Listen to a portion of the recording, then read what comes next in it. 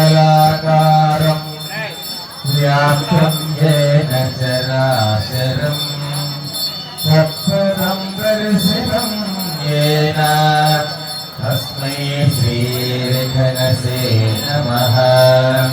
श्रुतिस्मृतेन देवो सिद्धं वन्दे श्रीविघ्नोपनिम्।